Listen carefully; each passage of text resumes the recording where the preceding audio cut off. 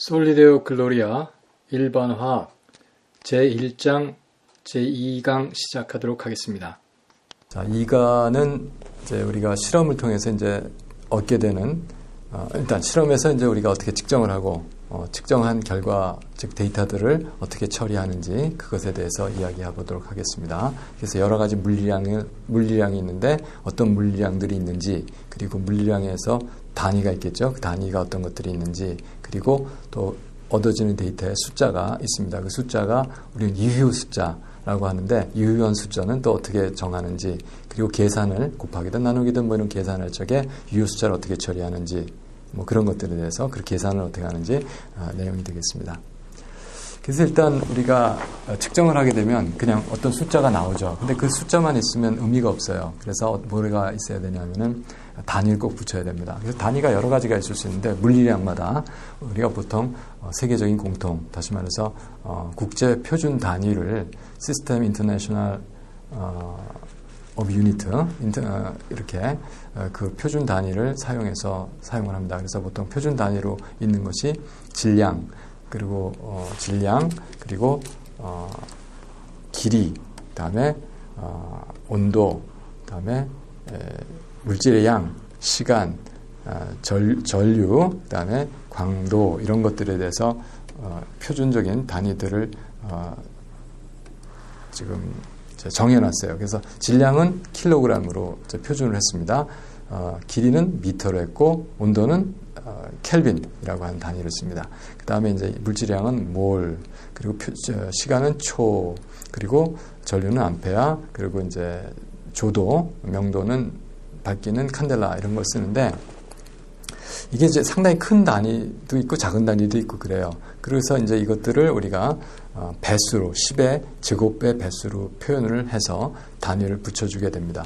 보통 이제 약자는 킬로그램, 미터, 켈빈, 몰, 세컨드, 암페어, 칸델라, 뭐 읽을 때는 똑같지만 이런 약자들을 사용해서 우리가 이야기를 합니다. 그래서 아까 10의 배수를 붙여준다고 했기 때문에 말씀드렸는데, 그래서 우리가 10배가 되면 데카, 100배가 되면 헥토, 1000배가 되면 킬로, 10의 3승, 10의 6승은 메가, 10의 9승은 기가, 10의 12승은 테라, 이렇게 되죠. 자, 그렇게 됩니다. 그럼 작은 걸로 갔을 때는 10분의 1, 10의 마이너스 1승 대시, 10의 마이너스 2승, 100분의 1, 그러니까 센티, 1000분의 1, 밀리, 10의 마이너스 6승 마이크로, 10의 마이너스 9승 나노, 10의 마이너스 12승 피코, 10의 마이너스 15승 fem토, 한 번 더 내려가면 10의 마이너스 18승 아토, 뭐 이렇게 하는 것 같습니다. 자, 이렇게 해서 우리가 전체적으로 킬로그램은 이미 킬로그램 자체가 표준인데, 그럼 1000분의 1이 되니까 그냥 그램이 되고, 그램에 1000분의 1이 밀리그램이 되고, 그램에 100만 분의 1이 마이크로그램이 되고, 이런 식으로 그 약자를 붙여서 이런 식으로 그 심볼을 기호를 붙여서 사용을 하게 됩니다. 단위가 이렇습니다. 그 다음에 이런 기본 단위가 있었으면, 기본 단위들이 우리가 측정을 할 때 뭐 길이만 재진 않잖아요. 면적도 잴 수도 있죠. 면적도 측정을 하죠. 이런 것들을 또 표현해주는 그런 단위가 또 필요하게 되는 겁니다. 자, 그래서 거기에 대해서 우리가 여기 살펴본 건 면적 하게 되면 가로 곱하기 세로, 그러니까 길이가 2번 들어가죠. 그래서 미터가 2번 들어가니까 미터의 제곱, 이렇게 미터의 제곱 같은 형태로 나타내주고, 부피는 미터의 3승이 되겠죠. 그 다음에 밀도는 일정 부피 있는 어떤 질량이니까 킬로그램 퍼 미터의 3승, 표준 단위로 쓰기 때문에 SI 유니트를 쓰기 때문에 그렇게 나타납니다. 아무튼 이런 식으로 하게 되겠고, 우리가 여기서 조금 생각해 봐야 될 거는 스피드, 속도, 가속도, 이렇게 되죠. 이거 뭐 물리에서 많이 하던 거니까. 그 다음에 힘은 뉴턴이라는 단위가 있습니다. 그게 킬로그램 미터 퍼 세컨드 스퀘어. 그 다음에 프레셔는 단위 면적당 미치는 힘, 그래서 뉴턴 퍼 미터 스퀘어인데, 그거를 우리가 뉴턴 퍼 미터 스퀘어인데 그걸 파스칼이라고 얘기하거든요. 그리고 이제 에너지는 줄이라는 단위를 쓰죠. 네, 그래서 그런 정도의 SI 유니트로 표시할 때는 이제 이렇게 됩니다. 자, 이런 정도로 우리가 알고 있으면 좋겠고, 이제 하나씩 질량서부터 뭐 랭스, 길이, 이렇게 어떻게 표준적인 측정을 하고 단위를 붙이는지에 대해서 먼저 알아보도록 하겠습니다. 일단 매스가 뭔가, 질량이 뭔가 하는 거는 이제 일단 매스 그럼 질량 그러는데, 그 질량은 이제 물질의 양, 어떤 물체의 뭐 중량은 이제 지구 중력 가속도를 생각을 해야 돼요. 무게가 바로 그런 개념입니다. 그래서 지구에 있을 때 그 질량이 중력에 미치니까 지구상에서 미치는 그 힘의 크기, 그 중력의 장에서 전달해서 우리 무게라고 얘기를 하죠. 근데 지구 중력이 뭐 지상에서 다 같으니까 그냥 질량이나 무게나 이렇게 좀 개념상에서는 이제 틀린 거지만 그냥 같은 개념으로 보통 사람들이 생각을 하는 것 같습니다. 뭘로 재냐면은 이런 케미칼 밸런스, 화학 저울로 잽니다. 다른 저울도 되지만 일단 이건 좀 정밀한 저울이고, 이게 더 좀 공기까지 차단해서 공기의 흐름이 방해하지 못하도록 해서 재는 거 보니까 좀 더 정밀한 저울인 것 같습니다. 그래서 이런 저울로 재면 요새는 디지털이기 때문에 다 이렇게 숫자 표시로 다 이렇게 나오고 있습니다. 그래서 질량 재는 건 보통 그램이나 뭐 킬로그램, 사람 몸무게 재는 그런 것도 있겠지만 보통 그램 단위로 또 밀리그램 단위로 또 마이크로그램 단위로 이렇게 재는 저울들이 있습니다. 다음에 이제 길이에 관한 문제인데, 이게 재밌어요. 1790년도에 어떻게 정했는지, 그때 어떻게 정했는지 저도 알 수가 없어요. 정확히는 이렇게 정했습니다. 10 millionth니까 1000만 분의 1이죠. 100만이 밀리언이니까. 1000만 분의 1. 뭐의 1000만 분의 1? 적도서부터 북극점까지 거리. 그것도 프랑스의 파리를 지나는, 근데 파리도 클 거 아니에요. 어딘지 알 수가 없죠. 그래서 적도에서부터 북극까지 프랑스 파리를 지나는 자오선을 따라서 그 거리의 1000만 분의 1을 1m로 정했대요. 그래서 그렇게 했었는데, 그것을 사실 그 길이가 있잖아요. 그 길이가 있는데 그 1m라고 정한 겁니다. 1889년 한 100년쯤 있다가 100주년 기념을 해서 그런지 모르겠어요. 그런데 플래티늄하고 이리듐, 이거 이제 합금이잖아요. 상당히 온도에 따라서 변하지 않는 부피가 그런 합금입니다. 이걸로 이런 그 막대를 만들어요. 그래서 이게 휘지도 않고 하게끔 이 H빔 타입으로 만들죠. 이렇게 그렇게 만들어서 여기에 가운데쯤이 될 겁니다. 그래서 딱 여기서 한 점에서 다른 점까지 딱 1m라고 딱 찍어가지고 그렇게 제가 기억하기에 한 25개인가 이렇게 만들었던 것 같아요. 그래서 세계 각국에 모든 나라에 하나씩 줄 수는 없겠죠. 그래서 미국에 2개를 주고 이런 식으로 해서 보관을 하게 했다. 그래서 이게 표준 길이에요. 그래서 표준 길이로 미터입니다. 자, 그렇게 했었고 1983년 또 100년쯤 지나니까 우리가 광속을 잴 수가 있어요. 스피드 오브 라이트의 그 유니버설 컨스턴트거든요. 그게 이제 스피드 오브, 그러니까 광속이 어떻게 됩니까? 여기 보니까 29만 어떻게 되나 이게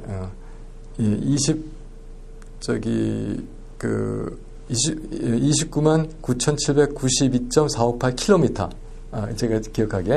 자, 그러니까 그것분의 1 하게 되면 미터로 고쳐서 이제 분의 1. 그래서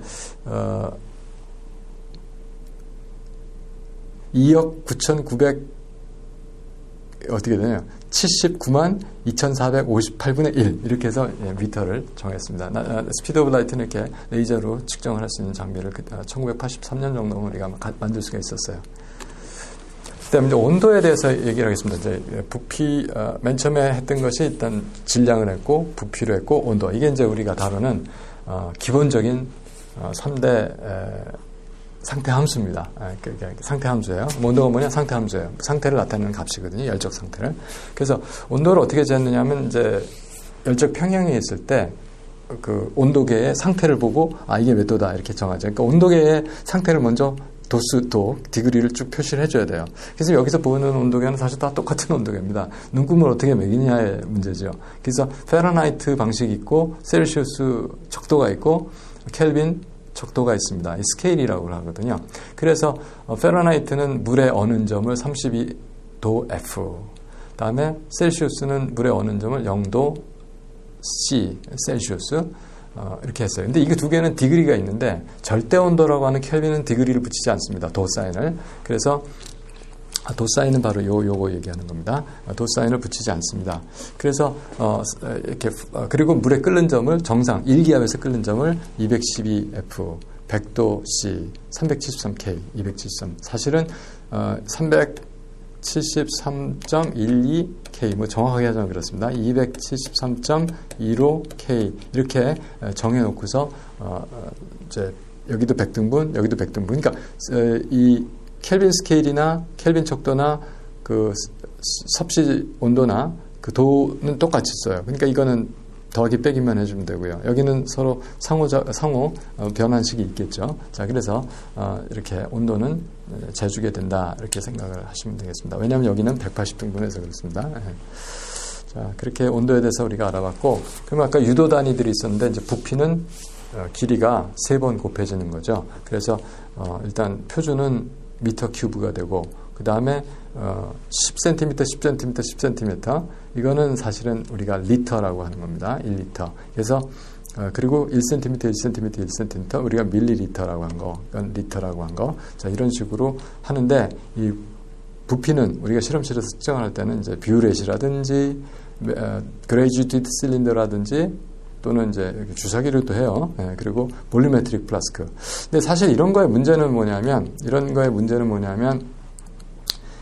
유리가 온도에 따라서 늘어나고 줄어들고 하거든요. 그러니까 온도에 따라서 이게 부피를 다르게 줄 수가 있어요. 그래서 어떤 온도에서 부피를 측정했다. 특히 용액 같은 경우에 이야기를 해줘야 됩니다. 보통은 25도 표준을 쓰니까 볼리메트릭 플라스크 같은 경우는 25도에서 눈금까지 했을 때 여기 적힌 이건 한 250ml 정도 될 것 같은데 그런 플라스크가 되겠습니다. 그리고 이제 덴시티 같은 것도 이제 측정을 하는데 이것도 유도 단위예요. 그래서 덴시티는 어떻게 부피분의 매스로 정의가 되죠. 그래서 이제 보통 보는데 물 같은 경우에는 매스가 온도에 따라 달라요. 사실은 이제 부피가 변하기 때문에 그러는 건데 그래서 3.98도 섭씨로 이때 최고에서 그때 덴시티가 1이고 1ml가 1g 정확한 겁니다. 1이고 그리고 온도가 올라갈수록 부피가 늘어가니까 덴시티가 줄어들죠. 근데 이거 특이하게 얼음 쪽으로 갈수록 이제 구조가 서로 잡히니까 약간 부피가 줄어들어서 덴시티가 낮아지는 부피가 약간 늘어나서 덴시티가 낮아지는 이제 그런 경우가 되겠습니다. 물질별로 이렇게 골드가 보니까 상당히 덴시티가 높고 물이 표준으로 1이고 얼음이 물보다 밀도가 낮아요. 그래서 물이 뜨는 겁니다. 얼음이. 자, 그렇게 여러분이 살펴볼 수가 있겠습니다.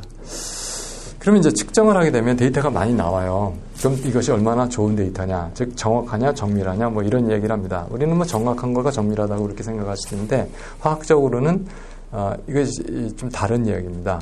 정확하다는 거는 원래 참값이 있는데 그 참값에 얼마나 접근을 하느냐 하는 거고, 즉 관역이 있는데 관역의 중앙을 얼마나 잘 맞추느냐 하는 걸 우리가 정확하다 이렇게 얘기를 합니다. 그런데 재현성이 얼마나 좋으냐, 측정을 여러 번 했는데 물론 장비가 조금 안 좋다든지 그러니까 그 장비가 캘리브레이트가 보정이 잘못되어 있다든지 해가지고 계속 같은 값은 측정이 되는 건 우리는 정밀하다 그래요. 장비가 정밀한 거니까. 그래서 우리는 그것을 정밀하다 그러고, 재현성이 있는 것, 여러 번 측정했는데 같은 값이 계속 나오는 것. 이런 경우는 정밀한 거죠. 이런 경우도 정밀한 겁니다. 자, 같은 데 나오죠.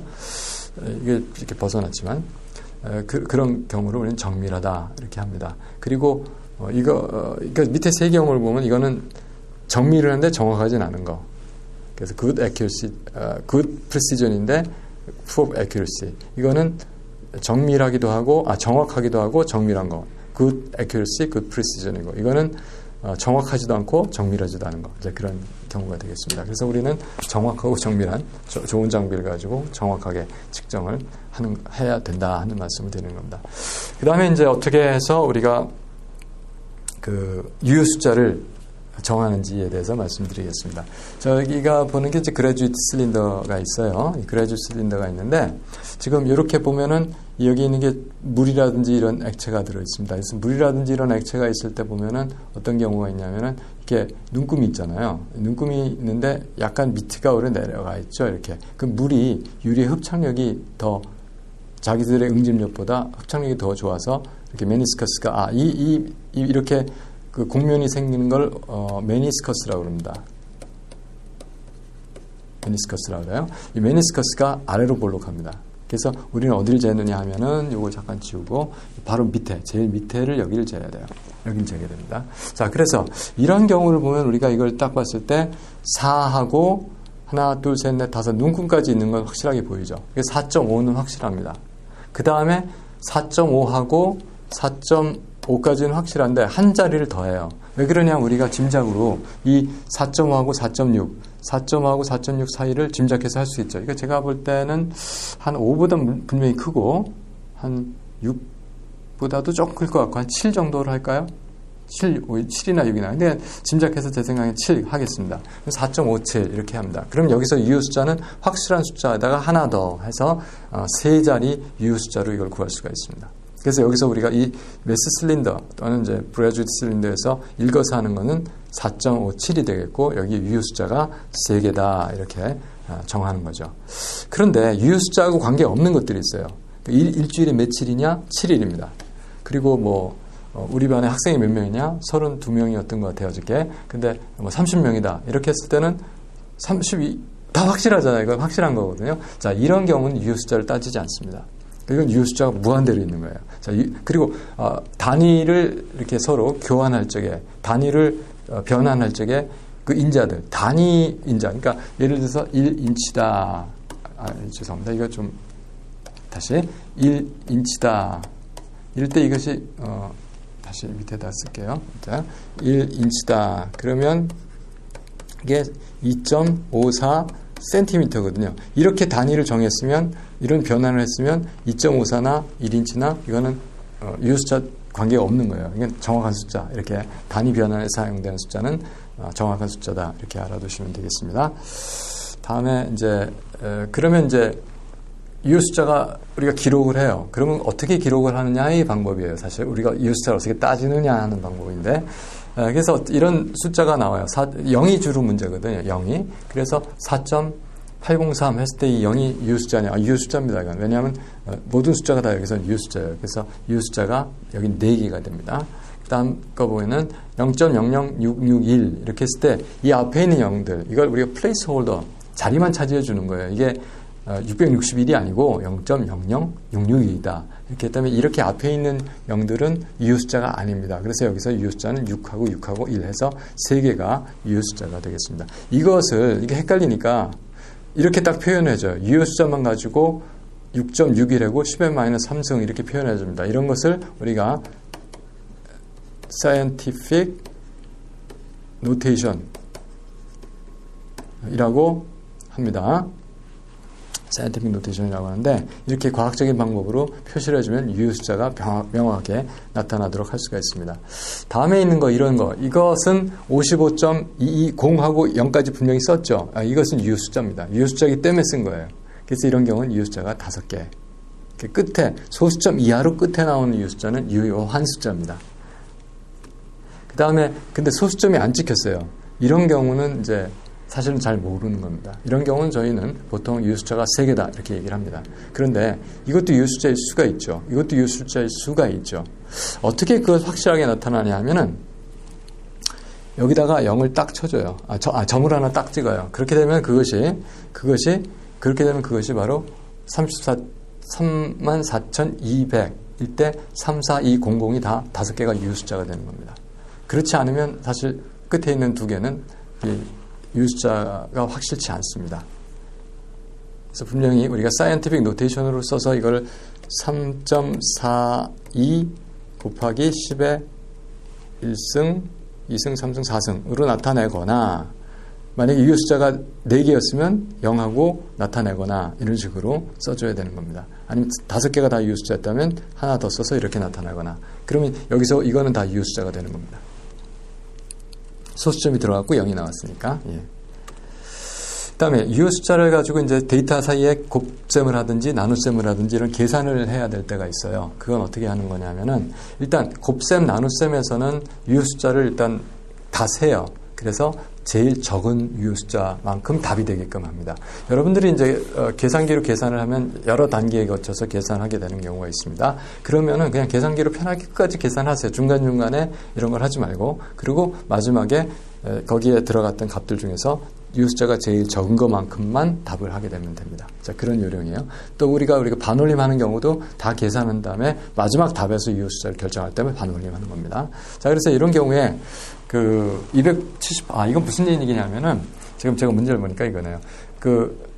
11.70 갤런, 미국에서는 단위를 갤런을 써요. 3.75리터가 1갤런입니다. 갤런을 주유를 했어요. 주유소에서. 그리고 이제 얼마에 가느냐 봤더니 278마일, 그러니까 1.6km가 1마일 정도인데 1마일 정도 갔어요. 278마일 갔어요. 그러면 연비가 얼마냐? 1갤런당 주행할 수 있는 주행거리가 얼마냐? 이걸 묻는 거예요. 그럼 어떻게 돼요? 마일을 갤런으로 나누면 되죠. 그래서 11.70 갤런 분에 278마일 하면 마일 퍼 갤런의 답이 나옵니다. 그래서 이렇게 단위를 써주고 또 답도 그 단위를 그대로 가져가는 겁니다. 만약에 앞에서 준 거하고 뒤에 뭔가 틀린 거예요. 그리고 답에서 이게 나왔을 때 그 단위가 납득하지 않는 단위면 계산식 자체가 틀린 거죠. 자, 그런 생각을 하시면 되겠습니다. 그래서 위에는 유효 숫자가 지금 278 해서 3개고 밑에는 11.7 0까지 썼으니까 유효 숫자가 4개입니다. 그래서 위에는 3개고 위에는 4개인데 그럼 답은 유효 숫자 몇 개로 해야 돼요?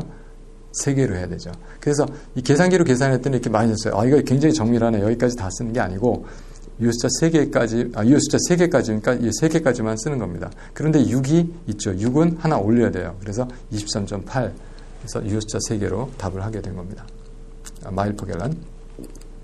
다음에 덧셈을 할 때, 아까 이건 멀티플리케이션 디비전 할 때의 문제고 덧셈을 할 때는 어떻게 하느냐. 그때 소수점이 있거든요. 그럼 소수점으로 제일 적은 것만큼 하는 겁니다. 그래서 3.18은 소수점이 2자리고 이거는 0.01315니까 소수점 이하가 5자리고 그렇죠. 그럼 여기서 2자리까지만 답을 해야 된다 하는 말씀을 드리는 겁니다. 그래서 계산을 또 편하게 하세요. 근데 끝에서 소수점 이하 2번째 자리까지 끊어서 답을 하게 된다 이렇게 말씀드리겠습니다. 그래서 끝에 가서 어떻게 그 유효 숫자로 해서 만큼만 답을 해야 되는데 여러 단위 밑에도 숫자가 쭉 있을 거 아니에요. 그러니까 그러면 유효 숫자 바로 밑에서 반올림 해줘야 되죠. 그 일반적인 법칙은 뭡니까? 5보다 크면 올리고 5보다 작으면 내리고 5는 어떻게 할 거냐 하는 문제가 됩니다. 그래서 5보다 크면 그래서 유효 숫자 세 자리로 답을 해야 되는데 이게 4가 5보다 작으니까 그냥 5.66으로 답을 한 겁니다. 5보다 클 때는 이렇게 5보다 작을 때는 이렇게 했고 5보다 크게 되면 이거는 2자리로 답을 해야 되는데 6이 5보다 크니까 올리는 겁니다. 이건 간단해요. 그 다음에 하는데 이게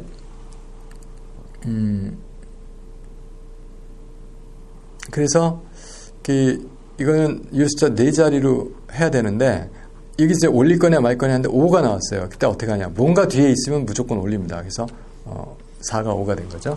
그런데 이제 뒤에 아무것도 없다 할 적에는 자릅니다. 그래서 이렇게 나오고 5 뒤에 아무것도 없으니까 그냥 여기까지만 해서 이걸 없앤 거. 자, 그렇게 해서 답이 된다. 그러니까 5보다 뭔가 크면 올리고 딱 5까지는 없애는 거, 내리는 거 이렇게 여러분이 이해를 하시면 되겠습니다.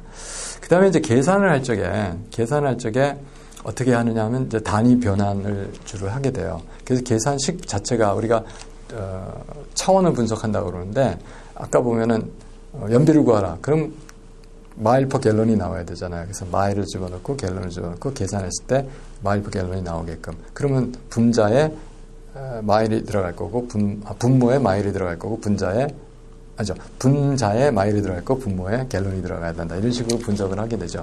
그런데 이제 주어진 값들이 만약에 달라요. 그러니까 단위가 답에서 요구하는 거하고 단위가 달라요. 그러면 단위 변환을 해줘야 되는 겁니다. 여기서 이제 우리가 어떤 얘기를 하냐면은 그래서 주어진 값에 대해서 변환 인자를 붙여서 요구하는 값을 찾아내는 겁니다. 이제 그런 계산을 해야 되는데 예를 들어서 얘기를 하겠습니다. 지금 이 문제는 뭐냐면 그 문제가 있는데 어떤 사람이 내가 키가 몇 인치예요. 이거를 미터로 고쳐달라 이런 얘기를 하는 겁니다. 그럼 미터하고 인치하고 관계식을 알아야 되잖아요. 그 관계가 보았더니 1미터가 39.37인치입니다. 1미터가. 자, 그래서 이거는 변환식이 이런데 그러면 우리가 여기 등식이 성립됩니다. 항등식이라고 그래요. 항등식의 성질, 등식의 성질. 양변에 같은 수를 곱하거나 같은 수를 나눠도 등식은 그대로 성립한다. 그래서 39.17인치로 이쪽도 나누고 좌변도 나누고 우변도 나눠요. 그러면 이것이 되죠. 이쪽은 이것이 되고 이쪽은 39.37분의 39.37인치니까 1이 돼요. 그러니까 결국은 여기서 이 값은 1이 되는 겁니다. 또 1m로 나누면 이쪽이 1이 되고 이쪽은 1m분의 39.37인치가 되죠. 이게 다 1인 거죠. 다시 써주면 다 이게 다 1인 겁니다. 그러면 인치를 미터로 고칠 때는 이걸 곱해주면 되죠. 그래서 인치가 지워지면서 미터로 답이 나올 거고. 그럼 1을 곱했기 때문에 사실 값 자체는, 그러니까 숫자는 변해도 양 자체는 변한 게 아니거든요. 이퀴블런트 한 거거든요. 자, 그래서 이것은 인치를 미터로 고칠 때, 이건 미터를 인치로 고칠 때 사용하는 변환 인자다. 여러분 이렇게 문제를 하나 풀어보도록 하겠습니다. 어떤 분이 69.5인치예요. 근데 미터로 고쳐야 되는 거예요. 자, 그래서 69.5인치가 주어진 값, 시작된 값, 주어진 값이고, 그 다음에 여기다 컨버전 팩터를 인치가 나오니까 인치가 없어지도록 39.37분의 1미터를 곱합니다. 그러면 미터만 남아야 되죠. 미터만 남아야 되죠. 자, 그래서 미터가 답으로 남고, 이 계산을 했더니, 여기서 볼 때 답은 뭘로 해야 돼요? 유효숫자가 일단 몇 개입니까? 유효숫자가 3개죠. 그러니까 유효숫자 3개로 답을 한 겁니다. 이건 유효숫자가 몇 개입니까? 이건 유효숫자 따지지 않습니다. 1m를 1인치로 정의한 거기 때문에. 자, 여기까지 제 2강을 마치도록 하겠습니다. 수고하셨습니다.